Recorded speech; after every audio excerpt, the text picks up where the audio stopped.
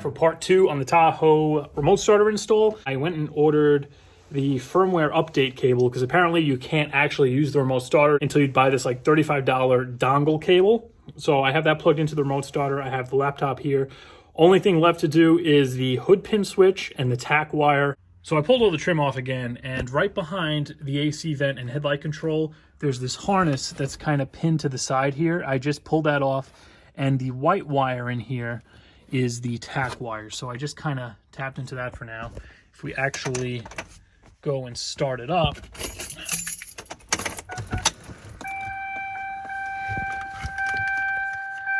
we take our probe here. You can see that's ground, that's flashing with the RPM of the engine. So that's our tack wire. All that's going to do is tell the remote starter that the engine's running so it doesn't keep cranking it after it starts. All right, guys, I had to go home because the hotspot was not working to get me connected. All right, so it detected the DC3, which I have right here. Now we're going to do the, I don't know if I got to do the firmware update first. I guess we'll do the firmware update. And then I guess we configure it. And that's how you actually could change the remote start settings, like how long it's going to run and stuff like that. I'm assuming, as I mentioned, I kind of bought the wrong one. This is supposed to be for an 07. Mine's an 04. So it is going to work, but a lot of those features I'm probably not going to be able to use as if it was just plug and play into an 07 or newer. But regardless, I called up CompuStar and they told me no matter what vehicle I'm using it in, even if it's an older one, I have to do this before it's actually going to work. All right, so now we'll go to configure new module.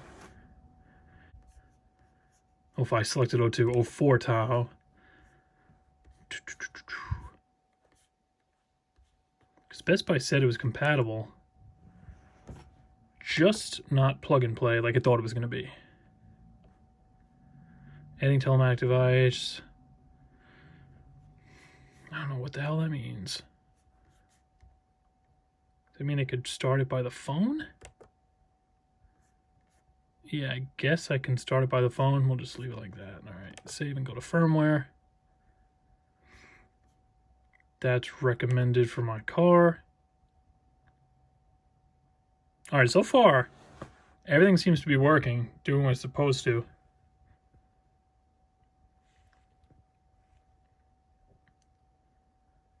No OEM remote options available. Okay, I was aware of that.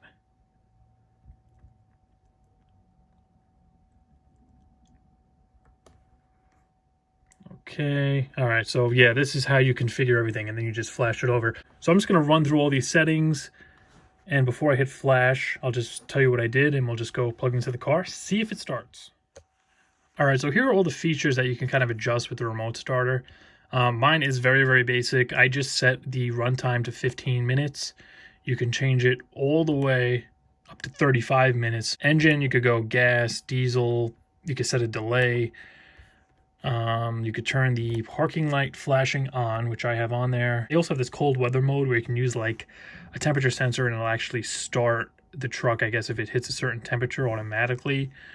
They got a hot weather start if you want to use it for AC. Turbo timer. Takeover, I'm assuming that's when you get into the car, put the ignition on, you drive away without having to turn the car off. They have factory keyless remote start activation. This is another reason why I bought this one. Aside from thinking it was going to be plug and play, I bought it because I'll be able to use the factory remote start, and you could set how you want that to work. I'm just going to have it for lock, and then it'll start.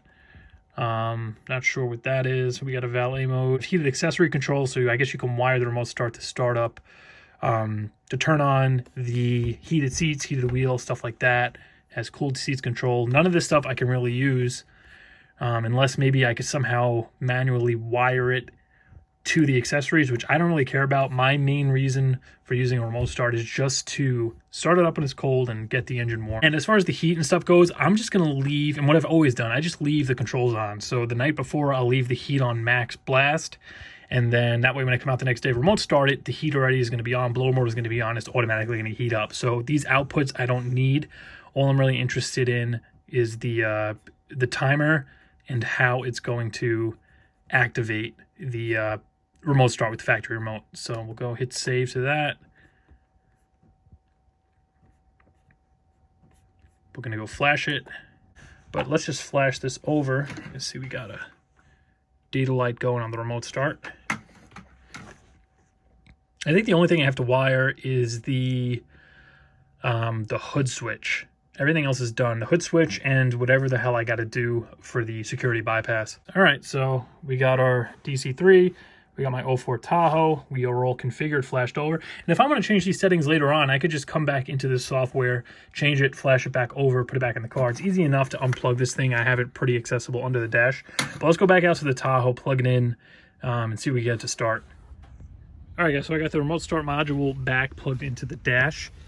A couple of things I did after running that tack wire. I ran it down to the purple and white with the silver dots, I believe, as well as run the wire going to the hood switch and the bypass. So I figured out by calling up technical support that the pass lock security system bypass actually goes through this single orange wire, and that pretty much just controls the bypass. So that one orange wire actually gets spliced in to the purple wire that goes to the OBD port. So this pin right here, pin number 2, that's just tied into there. I have the tack wire coming down from behind the cluster into the module, and then I have the hood switch. And all I did with this is just screw it into an existing hole, and I ran the wire through an existing boot and to the module.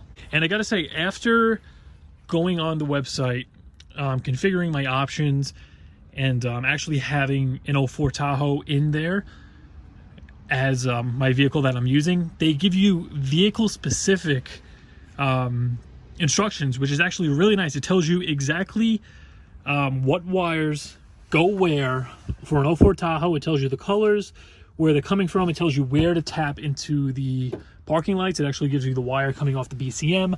It tells you that the orange is the bypass and you run it to here. It's actually very, very thorough in telling you how to hook it up. I was looking at the generic just instructions that I found online for this remote starter, so pretty much universal pinouts for the actual module itself. But going through CompuStar's, I think it's like iDataLink, through their website, and actually flashing the firmware over, putting in my year, make, and model, they do give you vehicle specific install information with the addition of actual pictures. They show you these wires under here, where they're supposed to go, all that good stuff. So definitely one of the easier systems to install.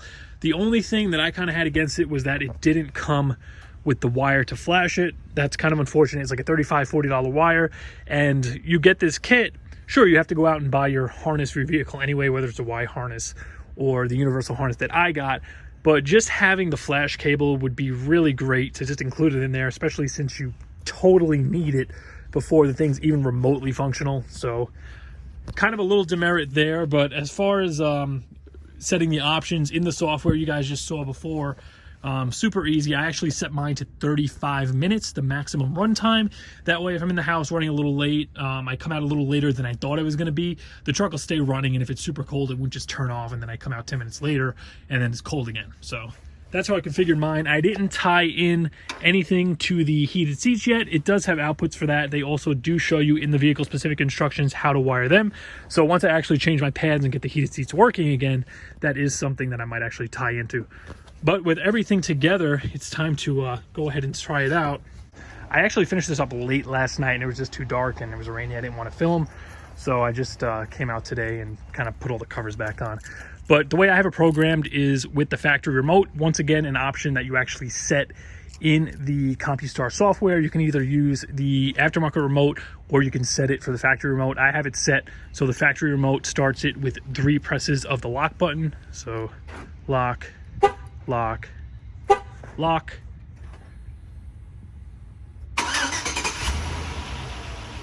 Just like that. Parking lights come on.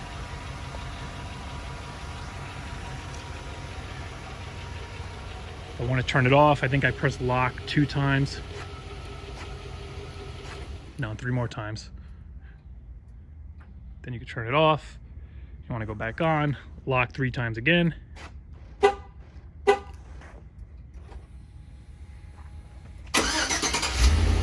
And then just coming into it once it started, just unlock it. And the brake switch is wired in. So if you don't put the key in and somebody tries to jump in and drive off with the thing, you hit the brake, it shuts it down.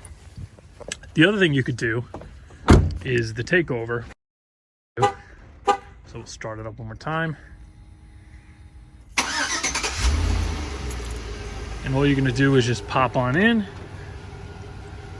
unlock it, and then you'll just come in,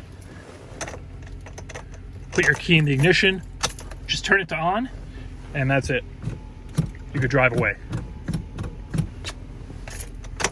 So that pretty much completes the install of the CompuStar DC3. Actually, you know, one more thing I'm going to try out. Let's just pop the hood, because this side actually didn't test yet. And let's see if it'll start with the hood up, which it shouldn't.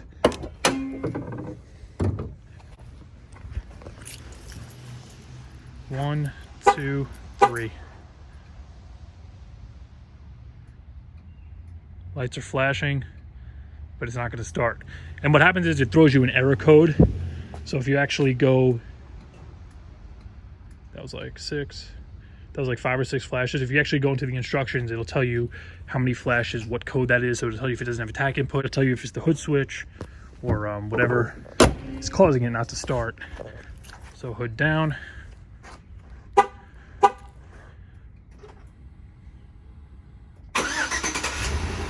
And there we go.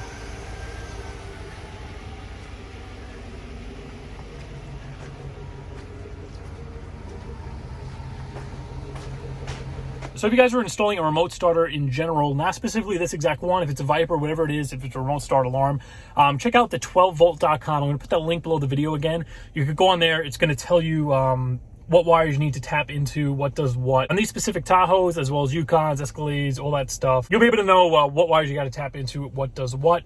If you were planning on getting a CompuStar DC3, if you have an 07 and up Tahoe, you could just get a Y harness. Pretty much it's a plug and play deal as far as I know, and it would be actually a lot easier than my install. As I mentioned, I kind of thought this was going to be plug and play for my application. That was on me. Best Buy just said it was compatible, and I automatically figured it was going to have a Y harness. So I just had to go out and get the separate harness. Not too big of a deal, just for the fact that the remote starter doesn't come with a harness anyway, so you would have to go out and get a Y harness separate, or the universal one. Really, the big deal is that they don't give you the dongle that you need to actually flash the firmware over and use the damn thing. If they included that, I would say definitely get it over other brands. I really don't have too much experience with remote starters, so I can't speak for other companies like Viper and everything. Definitely leave some comments below what remote starter you're running, if you're running the CompuStar DC3 like me, if you have something better, easier, cheaper. But I will say that I do like the fact that you could kind of just unplug the module, plug it into your computer, and set just a million settings. Turbo timer, heated seats, air conditioning. It has all the outputs. You just have to wire them accordingly to your accessories. It's pretty cool that it's kind of laid out, relatively simple. But for now, that's going to do for this one, guys. I'm finally glad I got the remote starter working in this thing. I was actually thinking spring was going to come around and I still wouldn't have got the damn thing installed. But once again, that's going to do it for this one, guys. I'll see you in a few days.